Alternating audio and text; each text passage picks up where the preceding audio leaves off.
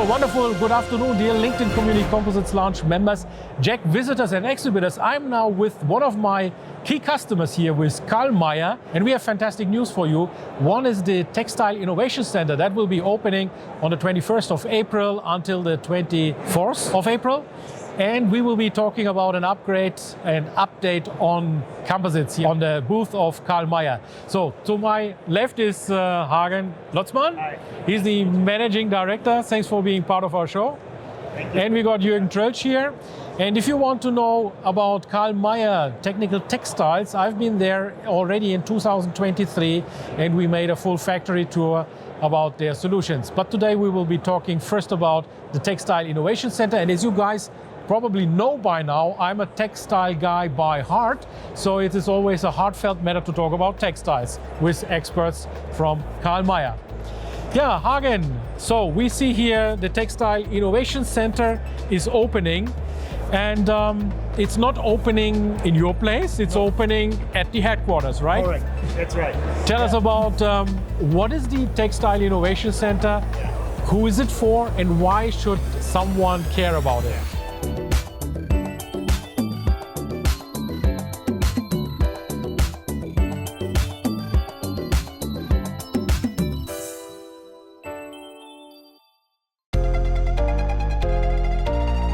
So yeah, the Textile Innovation Center is basically happening at or opening at the KARL MAYER headquarters in Obertshausen, which is just a 20-minute ride from Frankfurt. And we will be opening this Textile Innovation Center during the Techtextil, which is taking place at the same time, in the same week. Yeah, and the Textile Innovation Center is basically covering the whole textile world. The whole KARL MAYER textile world, but not only the KARL MAYER textile world, so the whole textile world. So covering anything from fashion and apparel, sports textiles, home textiles, footwear, and of course the vast area of technical textiles, where we come from, business unit technical textiles. So, but it's not covering only our business units, it's also covering warp preparation and warp knitting. So we will display solutions, KARL MAYER solutions of course, and all the applications as I just mentioned. In total there will be starting, we will have more than 8 machines from the whole KARL MAYER technical world. Yeah, the aim is to reach our customers, but not only our customers, but also the customers of our customers. And in the apparel world we talk about brands, and together with them we want to create new applications, find new trends, and together develop new applications and new textiles. Now we understand the purpose of the Textile Innovation Center, so there will be a grand opening. Correct. And dear community, you are invited. You have to fill in a form. We will put the link into this vlog here today, so you can apply, fill in the form, and then you will get an approval to visit that factory.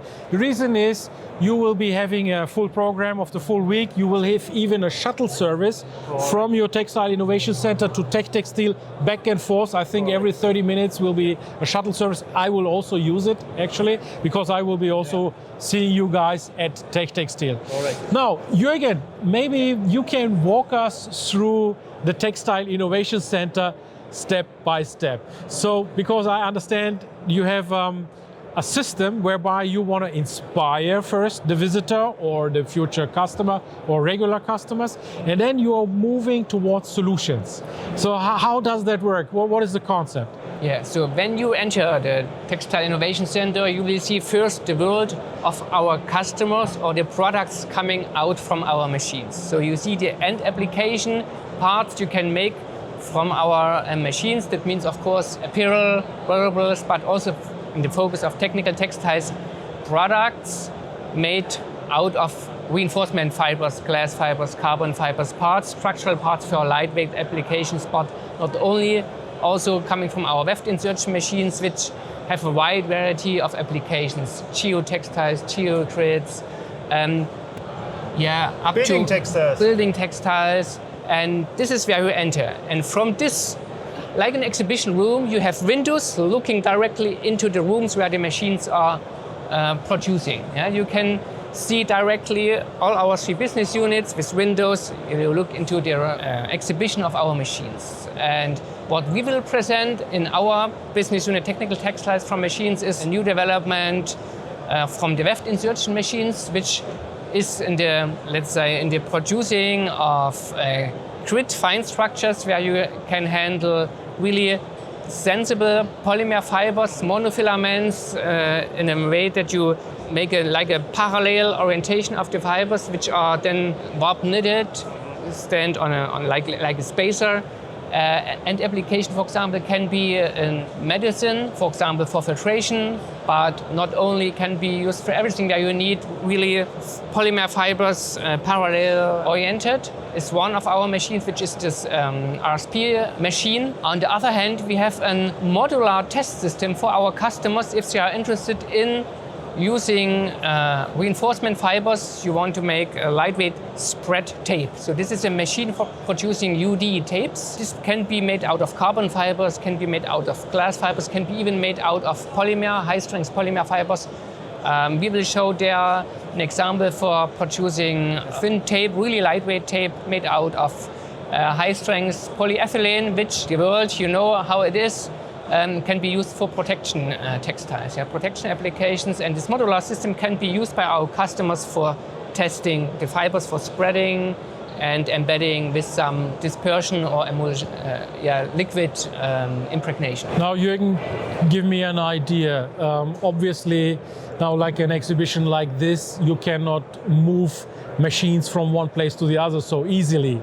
I remember your geotextile machine at ITMA, for example. That was it 1 week setup like this? It's a huge undertaking. So what scale of machines are you having at the Textile Innovation Center? Do you have full scale, or are these reduced versions, laboratory machines? No, for example, this weft insertion machine is full-scale machine. Full scale. Yeah. Oh. All machines you will see there also from other business units are full-scale machines for full production. Of course, as I mentioned before, our testing machine for spreading tapes. This is a modular, let's say, small-scale machine for producing not a whole width, but only, let's say, for testing enough 30 centimeters. But all other machines you will see are full-scale machines. Basically, Hagen, these machines are there for the longer term. This will not be dismantled anytime soon, but they will be staying there for a longer term, so that visitors can really get into this technology. Exactly. The machines we display there will stay for a longer time. Textile Innovation Center is nothing for the short term, it's for the long term. As I mentioned, we want to go into really textile developments. We want to develop new markets together with customers or end users. That's our aim, and that's not for the short term. The machines will also change from time to time. So I can speak for Technical Textiles. We will bring in end of the year also another machine. We will start off with 2 machines, but that's not the end. I hope at the end it will be maybe 4 or 5 machines we will display in the Textile Innovation Center. That is cool, because then we can upgrade always the Textile Innovation Center and see the news as they come in. So we've touched the fibers. Technical Textiles, we are talking about the thermoplast, the thermosets. What other kinds of fibers are in this Textile Innovation Center? The most used ones, most standard ones. Maybe if you can group them according to production. You mentioned shoes, for example, and other sectors. Basically, the fiber is mostly influenced, I would say, by the end use. If you think about wearables, it's of course sport textiles. It's more polyester fibers, functional fibers. If you look into suits or shirts, it can be cotton, it can be viscose yarns. And if you look into technical textiles, of course, the range is even more wide. It can be aramids for ballistics. It can be carbon fibers for high-strength, ultra-lightweight composites. Glass fibers also for composites, but for more, let's say, economically driven applications like, for example, wind power. Glass fiber is still the standard fiber. It's comparably cheap, but it has a good performance. The range is vast. Yeah. So Jürgen, let's come back one more time to the machine setup and the process. So initially people are watching and inspecting your materials that you gathered over a period, I think, of 40 years. So there's a huge selection of different kinds of materials. Why do you think is it important also to look at past projects, past materials? Why did you keep 40 years of materials? Well, it's like in a library, yeah? And when you are walking into a library, you can say there is nothing what was not invented already before, yeah? But in a different way a little bit, so it makes sense, of course, to look back, especially in our fast time, digital driven, no one looks in the books from 30 years ago, but there you can see all the samples we produced over 40 years, over all business units, and it makes sense. Maybe this was a trend 30 years ago. As you know, especially in fashion, you have these waves, something from 10 years ago comes already back and is again a trend. So it makes sense to see, just to get ideas what can be done. And this is not only for fashion, it's also of course for technical textiles, because it makes totally sense to see what can be done with reinforcement fibers in fiber orientations, using the grammage, using different types of yarn count of fibers. And so this makes totally sense to have an overview on all this. Maybe one argument is also, rather than producing a huge lot for a trial, you have some samples from the past which may not be 100% what you require now, but at least you get a feel for it, and then you can go into the larger lot without or less risk of having a misproduction. Yeah, that's a risk reduction measure actually. Yeah. At the end, it's an inspiration. It should be used as an inspiration, because I can say, for example, in the past we had machines which we don't have anymore, which were capable of certain fabric structures, which the machines we have today maybe cannot do. Yes. But we can use the textile we have in the inspiration room, in the archive, so the customers or the end users can look and see, hey, could this be something interesting for today? And then we already know how the machine needs to look like. And that's the idea, because old stuff is not necessarily bad stuff. Yeah. It was just not the time anymore for that. And the time may come back. There's a revival, a renaissance of different kinds of fabrics. Now, one of my favorite topics, of course, is quality assurance. So this world, particularly, we are talking here about advanced engineering, advanced materials. We are flying with these materials. We are driving cars with these materials.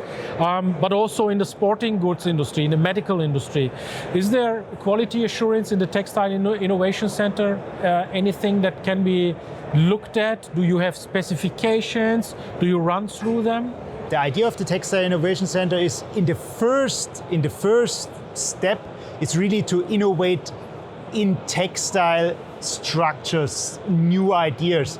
It's not in the first step of assuring qualities, which we of course later on, when we develop a new application or we develop a new textile, and with that a new machine, we will then, together with the customers, bring in the quality assurance measurements, devices, what we need. But the first idea is really to think wide, to think new, and not in the specific assurance here. So it's like the ideation process first. Correct. Get the idea, the feasibility. Is it feasible at all? Yeah. Why should you think about concrete KPIs and metrics if it's not feasible? Can it be a market? Can it be a market? That's important. I mean, at KARL MAYER, we want to serve the whole market. We don't say KARL MAYER is only a premium supplier. We want to serve, let's say, the wide market. We want to go from premium down to the general, also the commodity market. Yeah, in all our fields where we are active in. We don't want to do what happened to, I have to say, a lot of textile machinery makers, European makers, they only went to the premium, but we want to cover the whole market. That is our aim. So we are looking into niche and the white applications. I think then we covered the Textile Innovation Center. Thank you so much for these insights. I'm really thrilled, dear community, that this Textile Innovation Center will be opening. I will be there on the 21st of April, so make sure you are there also. You will be there, and later on I will go and see you also at Techtextil at the booth, before I then head off to Aero in Friedrichshafen. Thank you so much and have a great rest of the show. Thank you, Ilkay. Ilkay Oskisolo mit Composites 360 on Tour. Wöchentlich auf LinkedIn, YouTube und Podcasts.